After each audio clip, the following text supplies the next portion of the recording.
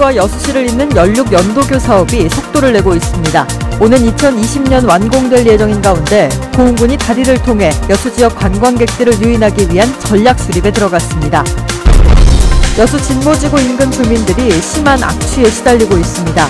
하천의 부실 시공이 원인으로 지목되고 있지만 여수시는 민원 해결을 위한 제대로 된 조치를 취하지 않고 있습니다. 전라남도 교육청이 내년부터 중학교 신입생들에게 교복을 무상으로 지원해주기로 했습니다. 하지만 자치단체 예산을 고려하지 않은 일방적인 사업 추진으로 전면 시행은 쉽지 않아 보입니다. 순천만 국가정원 관람객이 4년 연속 500만 명을 넘어섰습니다. 계절별 볼거리를 늘린 것이 관람객 500만 돌파의 원인으로 분석됩니다. 시청자 여러분 안녕하십니까? 여수 MBC 뉴스데스크입니다. 오는 2020년이면 고흥과 여수가 모두 5개 다리로 연결됩니다. 고흥군이 이에 대비한 관광객 유입 전략 수립에 발빠르게 대처하고 있습니다. 최우식 기자입니다. 고흥과 여수를 잇는 국도 77호선은 2016년에 개통된 파령대교 이외에 4개의 교량이 더 필요합니다. 적금도에서 낭도와 둔병도, 조발도를 거쳐 화양면으로 연결되는데 내년에 400억, 2020년에 191억 원이 더 투입되면 공사는 마무리됩니다. 때문에 고흥군은 향후 예산 상황에 따라 내년 말이나 늦어도 2020년이면 완공될 것으로 예상하고 있습니다. 고흥군은 이에 대비해 여수 지역을 찾는 연간 1,500만 명의 관광객을 지역으로 유인하는 방안에 고심하고 있습니다. 최근에는 부군수를 단장으로 태스크포스 팀을 만들어 분야별로 대응 전략을 수립하기 시작했습니다. 그 핵심은 파령대교에서 남해해수욕장으로 이어지는 천혜의 해안 경관과 관광 자원을 집중적으로 부각시키는 것. 고흥군은 이미 파령대교 인근에 회타운을 건립하는 등 이미 24건의 신규 사업과 20건의 계속 사업, 21건의 공약 사업을 준비하고 있습니다. 이 시책은 인프라, 콘텐츠, 마케팅, 지자체 협력 등 4개 분야로 분류해서 최종 계획을 이달 말까지 확정하고 실행해 나갈 그럴 계획입니다. 특히 이미 여수 지역의 체류 여건이 좋은 만큼 이번 연륙 연도에 따른 여건 변화가 기회이면서 위기일 수도 있다는 점에 초점을 맞추고 있습니다. 고흥군의 이번 관광객 유입 전략이 지역이 상생하고 지역에 활력을 불어넣는 기회가 될 수 있을지 주목됩니다. MBC 뉴스 최우식입니다. 순천만 국가정원 관람객이 4년 연속 500만 명을 넘어섰습니다.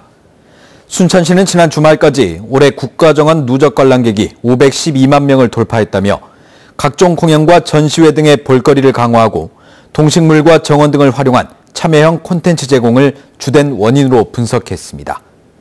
이와 관련해 순천시는 관광 비수기인 겨울철에도 별빛 축제 등 다양한 행사를 계획 중이라며 관람객 증가에 도움이 될 것으로 기대했습니다. 지난 3분기 광양항 배후단지 입주 기업의 물동량이 상승한 것으로 나타났습니다. 여수광양 항만공사는 광양항 배후단지에 입주한 47개 기업의 올 3분기 물동량이 지난해 같은 기간에 비해 45% 증가한 32만 TU로 성장세를 보인 것으로 분석했습니다. 항만공사는 연말까지 최소 40만 TU 달성이 가능할 것으로 전망하고 있으며 앞으로 3, 4년 이내에 배후단지 물동량은 70만 TU로 높일 계획입니다. 여수 진모지구 인근 주민들이 하천에서 발생한 심한 악취에 시달리고 있습니다. 하천의 부실 시공이 원인으로 지목되고 있는데 계속된 민원에도 행정은 헛다리만 짚고 있습니다. 보도에 문형철 기자입니다. 매립지와 인접해 있는 조그만 하천입니다. 인근 펜션과 식당에서 흘러나온 하수가 그대로 고여있고 주변엔 심한 악취가 진동합니다. 여름이면 못 살아. 이 모기들은 많지 냄새 때문에.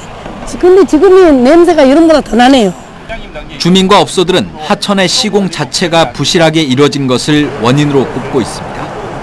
하류보다 상류 쪽 수심이 낮아 하수가 빠져나가지 못했고 이로 인해 하천 전체가 썩고 있다는 겁니다. 주민들은 수차례나 민원을 제기했지만 제대로 된 조치는 전혀 이루어지지 않았습니다. 계속 이제 민원을 내니까 해결이 없어. 맨날 마찬가지예요, 여러분. 여러분 살고 있으니까 냄새 나서. 보다 못한 펜션 한 곳이 지난 주말 중장비를 동원해 잡초를 걷어내고 하천 바닥에 쌓인 퇴적물을 치워 물길을 뚫었습니다. 이 개인 업체가 하는 문제는 아니고 빨리 시에서 종말 처리장을 지어주든 물이 흐를 수 있게 만들어주든. 여수시는 민원이 들어오면 인근 업소가 배출하는 하수에 문제는 없는지 시료 분석만 하고 있는 상황. 하천에가 뭐 물이 고여가지고 좀 악취가 난다 이제 그런 내용이 올라왔습니다. 구조적으로 문제가 있다 뭐 이렇게 통보도 하고 같이 협의를 하셨을 거 아닙니까? 그런 것은 없습니다. 정작 해당 하천을 관리하는 부서는 내용조차 알지 못하고 있습니다. 거기가 뭐 이제 건물이 있다고 한다 하면 이렇게 좀 뭐가 관리가 될 건데 이제 사용을 하지 않고 있잖아요. 그러니까 이제 그런 부분이 나왔을 겁니다. 비가 많이 내리면 하천에 고여있는 하수는 도로로 넘치거나 곧바로 인근 바다로 흘러들어가 환경 오염에 대한 우려도 커지고 있습니다. MBC 뉴스 문형철입니다. 여순사건 피해자에게 의료지원금 등을 지원하는 내용 등이 담긴 새로운 여순사건 특별법안이 발의됐습니다. 주승용 국회 부의장은 오늘 동료 의원 105명의 동의를 받아 치유와 상생을 위한 여순사건 특별법안을 대표 발의했다고 밝혔습니다. 해당 법안에는 여순사건의 진상규명과 희생자 명예회복을 위해 국무총리 소속의 특별위원회를 설치하고 피해자에게 의료지원금과 생활자금을 지원하는 내용 등이 담겨 있습니다. 제주 4.3 평화기념관 등에 표기됐던 여수 14연대 반란 사건 문구가 공식 명칭으로 변경됐습니다. 제주 4.3 평화재단은 최근 평화기념관 전시관과 홈페이지에서 여수 14연대 반란 사건이라는 문구를 삭제하고 여순사건과 여수순천 1019 사건으로 각각 대체했다고 밝혔습니다. 재단 측은 당시 14연대가 부당한 명령을 거부한 점을 고려할 때 반란이라는 용어는 부적절하다는 의견이 제기돼 문구를 수정했다고 설명했습니다. 전라남도 교육청이 내년부터 중학교 신입생들에게 교복을 무상으로 지원하기로 했습니다. 취지는 좋지만 지자체의 재정 여건을 고려하지 않고 일방적으로 사업을 추진해 전면 시행은 어려울 것으로 보입니다. 보도에 김양훈 기자입니다. 신학기마다 20-30만 원대의 교복을 사야 해 학부모들의 부담은 적지 않습니다. 주위에서 언니들이 하는 얘기 들어보면 굉장히 교복비 부담이나 이런 게 심각하다고 들어가지고 저도 조금 걱정이 되는 부분이 있어요. 전남에서 내년에 중학교에 입학하는 학생은 11,000여 명. 전남교육청은 일선 시군과 함께 학생 한 명당 교복비 30만 원을 지원하기로 했습니다. 하지만 열악한 재정 때문에 전남 6개 시군은 내년 본 예산에 관련 예산을 책정하지 않은 상황. 내년 중학교 무상교복 전면 시행 전망은 불투명합니다. 지자체의 의지 부족도 문제지만 일방적으로 사업을 밀어붙인 교육청도 비판에서 자유로울 수 없습니다. 시군과 간담회 한 번 없이 사업 시행 동의 여부를 묻는 공문을 보내는 등 서둘러 사업을 추진했습니다. 우리가 준비 기간도 있고 그래야 되는데 너무나 막 속전속결로 이렇게 하려고 서로 소통이 안 된 걸로. 솔직히 저희는 이제 추진하면서 굉장히 조심스러운 부분이죠. 압박으로 비춰질까 봐. 지자체에서 다들 검토해 주시고. 교육청은 형평성 논란 등을 없애기 위해 시군과 계속 협의를 해나간다는 계획입니다. 전라남도의 무관심도 지자체 부담을 키우고 있습니다. 무상교복 관련 예산 일부를 부담하고 있는 경기도와 달리 전라남도는 지자체 부담 전액을 일선 시군에 떠넘기고 있습니다. MBC 뉴스 김양훈입니다. 민주노총 전남본부가 민노총에서 추진하는 전국 총파업에 동참할 것을 선언했습니다. 민주노총 전남본부는 오늘 고용노동부 여수지청 앞에서 기자회견을 열어 오는 21일부터 비정규직의 노동 기본권 보장을 위한 노동법 전면 개정과 탄력근로제 확대 반대 등을 골자로 총파업에 들어갈 계획이라고 밝혔습니다. 전남본부는 또 고용노동부 여수지청이 지역 대기업의 범법 행위에 대해 해결 의지를 보이지 않고 있다며 특히 여수 덤프트럭 운전사들의 처우 개선에 앞장서야 한다고 덧붙였습니다. 순천시가 최근 늘고 있는 층간소음 분쟁을 해결하기 위해 상담 지원을 강화합니다. 순천시는 관내 아파트 단지별로 층간소음 해결을 위한 관리위원회를 확대해 분쟁 대처 방안과 소송 사례 등을 전달하고 특히 입주민과 관리사무소장에게 관련 교육을 실시할 계획입니다. 현재 순천시는 공동주택 층간소음 예방 조례를 토대로 모두 97곳의 아파트 단지에서 50곳의 관리위원회를 구성해 운영하고 있습니다. 순천대학교가 정부와 전라남도가 주관하는 농촌 융복합 산업지원센터 운영기관에 선정됐습니다. 순천대는 농업의 6차 산업 확대와 농산물 유통 등의 기능을 맡게 될 이번 사업에 참여해 앞으로 3년 동안 31억여 원의 사업비를 지원받게 됐다며 이를 통해 농촌 소득 창출과 지역경제 활성화에 도움이 될 것으로 기대했습니다.